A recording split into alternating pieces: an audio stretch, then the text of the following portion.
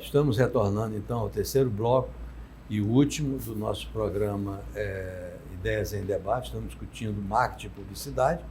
Até aqui discutimos muito o que significa marketing e publicidade e basicamente publicidade tradicional, mas agora nós vamos entrar num tema que é mais presente, que é a questão do marketing digital. Todos nós estamos vivendo isso. Essa pandemia deixou todo mundo em casa. As crianças tiveram que estudar pela internet. A gente teve que comprar comida usando aplicativos ou ligando para restaurantes. Então mudou. Os psicólogos, os psicanalistas passaram a atender remotamente, coisa que era impensável. Então está tendo uma mudança muito grande. E uma das grandes mudanças que existe é o marketing digital. E isso, Júnior, eu começo te perguntando uma coisa, porque isso gera uma certa confusão nas pessoas. Quer dizer, então a pessoa diz, não, mas eu vi um cara lá no Disseu que colocou e acelerou e fez, e de repente, e pensa em parar o resto e ficar só com a mídia digital. Eu fico imaginando que tem um ponto de equilíbrio aí entre essas coisas. Como é que é isso? Eu acho que você colocou um ponto importante e você usou um termo bem relevante. Você falou mídia digital. Mídia digital e marketing digital. A gente falou aqui de marketing e publicidade. Então vamos ter essa ideia que sejam a mesma coisa. A mídia é justamente o post. É aquela artezinha, aquele card, aquele layout que às vezes muita gente faz até no celular e a gente posta ali, ou então a gente mesmo tira uma foto e aí coloca uma ideiazinha, produz com uma foto, produz aquele conteúdo e aí faz aquela mídia. É o que está sendo exposto, é a publicidade. Muitas das vezes sem nenhuma estratégia, sem pensar em nada, e a gente só faz executar aquela mídia. O marketing, ele vai pensar em estratégias que muitas vezes não tem muito a ver com o próprio layout, com a própria mídia, mas de forma de trazer um impacto e um resultado, né? E aí, quando a gente traz nesse ambiente, há uma confusão muito grande, e a gente sofre também muito com isso, porque a gente tem uma ideia de que todo mundo sabe fazer. Não, porque agora todo mundo tem um celular, todo mundo consegue executar uma estratégia. Então, a gente se vê muitas empresas tentando executar algo, achando que porque ela consegue ali, ela está empoderada no celular de fazer uma artezinha, alguma coisa, e acha que aquilo está funcionando. E você colocou que, eu vi aquela pessoa fazendo, deu muito certo, então eu também vou fazer e vai dar certo. E vou ficar só nisso. Eu vou ficar só nisso. Eu trago sempre, quando a gente vai debater esse assunto, eu trago o exemplo do presidente, né? Que muita gente diz, mas o presidente foi eleito só utilizando as mídias digitais. Mas muita gente esquece de que por trás daquelas mídias digitais existia uma estratégia muito grande e outros veículos dando suporte também para todo aquele movimento. E muita gente só olha ali e acha que ele utilizou apenas a internet para poder conseguir. Então, o primeiro ponto é a gente entender... Só te interromper, Júnior, fazendo uma pequena imagem, não sei se você concorda, mais ou menos como se fosse imaginar um jogo de vôlei que tivesse um cara de um lado que todos os jogadores fossem levantadores e do outro lado todos os jogadores fossem cortadores. Não ia funcionar. Então você tem que ter um levantador. A bola não ia passar por um lado. Você faz uma mídia digital, mas ela tem que repercutir, refletir em alguma coisa. Isso que eu estou falando é bobagem? Não. Faz sentido o que você colocou e é um exemplo bem prático de a gente entender. A bola não ia passar de um lado para o outro, né? Então a gente ia ficar parado. Então, a mídia digital ela tem a sua importância, ela tem a sua relevância, ela cresceu muito hoje e a gente falou um pouco atrás dessa questão da integração e que hoje ela faz parte. Você colocou um exemplo de que muita coisa, a pandemia trouxe muita coisa, acelerou um processo para a gente e dentro disso, você colocou, por exemplo, a questão dos atendimentos, a medicina, telemedicina, né, que chamam, que é justamente esses atendimentos virtuais. E muitas outras coisas que a gente antes achava que era impossível acontecer à distância. Como a exemplo do trabalho home office, que a gente culturalmente não aceitava. E que hoje a gente viu que ele é perfeitamente viável se há uma cultura realmente, porque a gente foi obrigado a aprender a trabalhar home office. Então, muita gente hoje trabalha home office, né? Eu recordo que há uns 4 anos atrás, a gente fez um planejamento de inovação para um cliente nosso. E a gente trouxe várias ideias, muitas ligadas no ambiente virtual, digital, e ele sempre dizia que o negócio dele não cabia, não, isso não pode, eu preciso do papel, a pessoa precisa assinar, precisa disso, não, mas isso é possível, tal, não, mas isso não pode, porque na cabeça da pessoa, antes da pandemia, não era possível. Mas a gente tinha um exemplo, e sempre eu dizia o exemplo do Uber. O Uber funcionou onde todo mundo dizia que não funcionava. E ele rompeu, na verdade, ele quebrou as regras. E isso é um parâmetro. Se você quer inovar, você vai ter que quebrar regras. Porque senão você não inova, você fica na mesma. Né? Então o Uber foi uma dessas. Não se pode, porque a lei não permite. Não, mas não permite por quê? Tem alguma coisa errada na lei. Né? Porque o serviço ele é viável, ele funciona. Mas como assim? Como é que você vai ser uma empresa de transporte se você não tem transporte? Né? Ou seja, então ele quebrou várias regras e trouxe paradigmas e trouxe essa inovação, né? E dentro delas a gente tem várias outras, onde, por exemplo, antes nós tínhamos a figura do banco muito forte e hoje a gente praticamente não precisa mais ir ao banco. Quem imaginava há tempos atrás que a pessoa não pegaria mais em dinheiro, em cédulas? E hoje se torna cada vez mais raro você pegar em cédulas, né? Ontem eu estava até conversando com uma pessoa e falei, nós estamos vivendo a criptomoeda sem saber que estamos vivendo a criptomoeda. Verdade. Muita gente diz que a criptomoeda, isso não funciona, não pode, como é que pode funcionar? E eu falei, hoje todo mundo faz Pix, todo mundo tem conta digital e ninguém mais pega em dinheiro. Onde é que está esse dinheiro? Eu digo até brincando que a minha mulher é uma das pessoas mais modernas do mundo, porque ela está com 20 anos que não entra em banco. Agora ninguém entra também, então ela foi uma precursora. Dentro desse processo, eu dei um exemplo do banco digital que estava iniciando, que eu disse, olha, enquanto a pessoa está preocupada tradicionalmente de criar várias sedes, estruturas grandes e tal, o banco digital ele vinha ao contrário, onde ele não tinha nenhuma sede e abria... Vamos supor, ele estava estabelecido, por exemplo, em Minas Gerais e atendia o Brasil todo. Fantástico isso aí, mas se a gente ficar nisso aqui, nós não vamos tratar, porque esse assunto é inesgotável praticamente. É muito vasto, né? Uhum. Eu tenho uma curiosidade aqui com a Cíntia, dando novamente uma virada, mas ainda dentro desse tema, que é a questão do marketing político, né? E eu vou chegar, Cíntia, até tomar um pouquinho do teu tempo, colocando uma questão que sempre me mexeu muito. Eu li um livro chamado Os Engenheiros do Caos. Não sei se vocês leram, é um livro que conta como surgiu essa história das fake news. Né? Uhum. E, assim, eu como cidadão vejo isso como uma coisa suja. Né? Eu, pessoalmente, eu vejo isso, a fake news, como uma coisa suja. Independente se é de direita, de esquerda, não estamos aqui politizando essa discussão, mas falando assim em conceito, em valores de cidadania. Né? Quer dizer, o princípio do fake news é eu te dar uma notícia mentirosa para que você passe a discordar de um determinado ponto de vista. Na verdade, eu criar uma raiva em você de alguma coisa. Certo? Então, esse troço começou na Itália, depois foi aos Estados Unidos e está sendo usado muito em campanhas políticas e tal. Eu sei que alguém já vai achar que eu estou tentando politizar isso, mas partidarizar, não, de forma alguma. Isso que eu estou falando é genérico, vale para a direita e esquerda. Quem não tiver cabeça para entender essa diferença, infelizmente, vai continuar com seu cérebrozinho numa casca de noz. Mas essa é uma questão. Então, assim, e é um troço tão bacana, que oferece tantas possibilidades hoje, a mídia digital, de exercício da cidadania, quer dizer, as notícias circulam mais rápido, etc.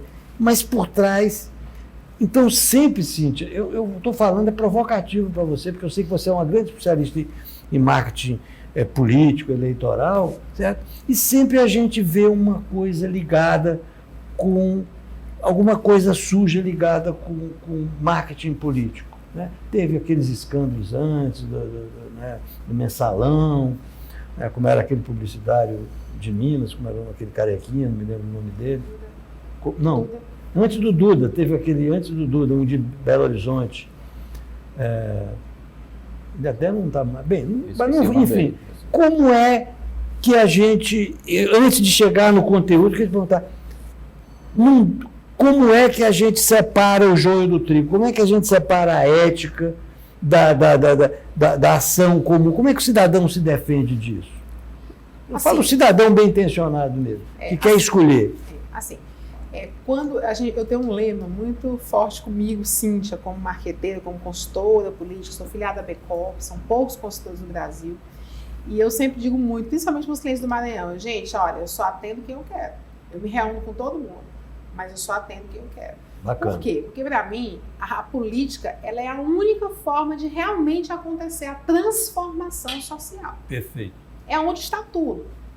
Então, hoje, nós podemos bater no peito e dizer que nós temos grandes prefeitos eleitos por nós, que mudaram e estão mudando, apesar do pouco tempo e da oportunidade que não deu tanto, por conta do período que nós estão mudando a pirâmide dos seus municípios. Porque, assim, não adianta você não transformar. Então, o cara ele tem que querer, ele tem que saber, e quando ele senta lá, por que é tão importante o marketing político? Porque ele precisa dar continuidade ao que ele prometeu, ao que ele ficou de fazer.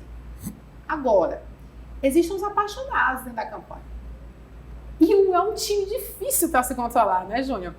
É incrível como na época das campanhas, quando você pensa que não, meu Deus, isso aqui, de onde foi que surgiu isso aqui? Os apaixonados. Aí tem o time, o meninozinho do computador, tem o filho do fulano, o filho do vereador, é tanta gente metendo a mão, que você não tem como se livrar disso. Mas a essência, o esqueleto, a estratégia, ele é puro. E uma dificuldade que eu tenho é por eu ter vindo da iniciativa privada. Mas aí, Cíntia, eu acho assim, claro que muitas vezes existem mentiras muito dissimuladas e você é induzido ao erro. Mas esses são coisas muito sutis. A maioria das coisas são grotescas, certo? E assim eu te pergunto, qual é a responsabilidade ética? Eu pego uma notícia falando de uma determinada pessoa, eu sei que aquilo não é verdadeiro e eu multiplico aquilo. Será se eu, como cidadão, estou sendo ético ao fazer isso? Porque a pessoa que está colocando aquilo está fazendo por sua paixão, ou por sua vontade e tal, o seu desígnio, por sua escolha, não interessa. Agora, o que eu replico isso? Né? Então, hoje o que a gente vê é que o mundo digital está oferecendo possibilidades jamais pensadas para o cidadão. Certo? E aí o cidadão entra no jogo. Será que é porque as pessoas ainda não acordaram para essa realidade que a gente está vivendo? Existem cidades em que, na verdade, a política ela é pior do que festejo. Não é? Então, assim, um evento de 10 mil pessoas numa rua e tal, em plena pandemia. Aconteceu isso. E o que acontece? Para os políticos, a política é uma guerra. Uma guerra, para eles, vale tudo para ganhar, para chegar ao final. E aí acontece as permissividades, né? Que às vezes são descentralizadas, e isso aí vai acontecendo. E às vezes uma historinha que saiu ali faz o cara ganhar 5 pontos percentuais a mais e diferencia e faz um desempate, né? Infelizmente, é como funciona na prática. A gente está aqui, não está aqui, como você disse no início, não está aqui para mentir nem para iludir ninguém, é como funciona na prática. Mas a questão é, as pessoas, os veículos de comunicação precisam cada vez mais fazer o que nós estamos fazendo aqui. Fazer e questionar das pessoas é ético? É preciso porque o povo precisa mudar. O povo precisa escolher os políticos bons, as pessoas que querem trabalhar, porque tem as pessoas que querem trabalhar, que estão ali para fazer essa transformação social. Mas eles estão preparados para essa mudança? Ou o povo ajuda, como você falou, a fazer a bagunça acontecer? A transformação que o mundo digital está trazendo, eu acho que nenhum de nós é capaz hoje de fazer uma projeção do que vai acontecer no futuro. Mas possivelmente a sociedade vai ser dirigida por isso, porque as informações divulgam de uma forma muito rápida. Eu estou falando aqui, eu não quero ser fazer uma afirmação, mas tudo caminha para isso, as coisas, as notícias se divulgam muito rápido e tal. E essa é a grande questão. Como é que o que falta para as pessoas perceberem a força que tem esse mundo digital em todas as suas escolhas, não só para comprar um produto, que é o que a gente tem falado aqui, mas também para escolher o político e para fazer chegar a ele o seu ponto de vista. Como é que você acha, você tem acompanhado essa evolução desde o começo, como é que você acha, para onde vai essa onda? Eu acredito muito que isso seja uma questão cultural e de educação. Eu acho que para a gente tentar falar em resolver um problema desse tamanho, eu acho que a gente tem que ir um pouco atrás, né? Então, é algo muito novo para a gente e é algo que a gente não está habituado e que a gente culturalmente, como você colocou, da questão das fake news. A gente tem, primeiro, você disse no termo, iniciou até zapeando. Então, a gente tem justamente esse verbo que estraga com a vida ou salva muita gente, né? E aí com as fake news ele acaba estragando a vida de muita gente. Então isso dentro do aspecto político, dentro do aspecto social, a gente vê midiático de todas as formas, até de abusos, pornografia, seja o que for, isso dentro desse zapeando é uma fogueira em pólvora, é muito rápido. E o que acontece? As fake news, elas acabam ganhando força dentro desse processo porque as pessoas elas foram empoderadas com esse zapeando. Todo mundo passou a ser veículo. Todo mundo hoje produz conteúdo e se torna um veículo. Quando eu crio uma conta minha aberta, numa mídia social, seja ela qual for, no YouTube, no Instagram, no Facebook, seja o que for, e eu começo a produzir conteúdo, eu passo a ser um veículo. Eu passo a disseminar. Quando eu tenho um grupo de contato no WhatsApp e eu jogo um conteúdo ali dentro, eu estou veiculando um conteúdo, eu estou disseminando aquele conteúdo, né? Então as pessoas elas foram empoderadas sem saber que tem esse poder, muitas delas. E aí a gente tem uma cultura, e é muito mais fácil, a gente diz isso até em propaganda, que a mentira, né? Uma mentira contada uma vez, você precisa contar 10 vezes a verdade para combater essa mentira. As pessoas elas acreditam mais fácil nas coisas ruins, na mentira, e elas espalham mais fácil as coisas ruins. Se você mandar um conteúdo de valor para uma pessoa, provavelmente ela vai mandar para 1, 2, 3. Se ela recebe uma notícia, uma catástrofe, um acidente, a morte de alguém, ela vai disseminar para o maior número de pessoas que ela puder disseminar. É uma coisa cultural. Então, o que acontece? Foi dado esse poder e as pessoas elas não conseguem administrar esse poder. Júnior, fica uma lição que eu estou entendendo de vocês, que as pessoas recebem conteúdo, mas que nesse mundo digital elas também são transmissoras, não é? Elas são veículos, então, elas têm a responsabilidade daquele conteúdo. Tem responsabilidade por aquilo que elas estão divulgando, tem que pensar nisso. É uma luta muito grande nesse processo. Não importa qual é o seu lado, mas elas têm que ter isso. Então, olha, eu sempre que chego ao fim desse programa eu fico triste, porque é a hora que está mais quente a discussão, né? E aqui eu acho que nós não abordamos 10% do que a gente veio pronto para discutir, né? Assim, eu acho que a gente tem um mundo de coisas para ser discutido. O que é um design thinker, né? Mas assim, o que é? Fala rápido, que já está acabando, mas não pode deixar essa curiosidade. O design thinking foi uma técnica que foi, na verdade, está no teu currículo. Fala bem rápido, pode falar. Foi uma técnica desenvolvida para promover brainstorms, fazer planejamentos de forma muito rápida. Você segue um processo muito rápido, que é padrãozinho ali, como se fosse uma pesquisa aquária, com várias pessoas, com os stakeholders envolvidos, como a gente chama, né? Fazendo um mapa de empatia para você trazer justamente soluções daquele problema se colocando no lugar da pessoa. Então é o que você falou no começo lá, tá? Se colocar à frente do negócio, se colocar mais perto do cliente. Então, basicamente, a gente sintetiza aquilo tudo dentro de um processo. Gente, vamos ter que encerrar, porque senão vão cortar a nossa fala, mas assim, ficar aqui hoje provado que televisão também é cultura, né? Porque nós trouxemos coisas novas. Com certeza. E as pessoas vão acompanhar isso numa mídia digital. Isso, mas eu queria agradecer muito vocês. Nada como a gente discutir com pessoas inteligentes. Vocês trouxeram muita coisa nova e nós agradecemos muito a presença de vocês aqui. Espero que as pessoas façam proveito das informações que vocês trouxeram, que são tão úteis. Muito obrigado a vocês. Nós que agradecemos, viu? E dizer que o programa é fantástico, que isso aqui na mão do empreendedor, do empresário, é algo que é muito rico. Pois é, e nós não temos nenhum patrocinador. Vai ter que aparecer. Vai entender, vai entender, né? É isso aí, gente. Então, uma boa noite. Muito obrigado por terem tido, compartilhado conosco esses momentos de aprendizado aqui sobre esse mundo, propaganda e marketing. Propaganda e marketing com psicologia. Todo mundo acha que sabe, mas na verdade ninguém sabe, para dizer a verdade. É isso? Então, boa noite a todos. Boa noite, Cíntia. Boa noite, Ju. Boa noite.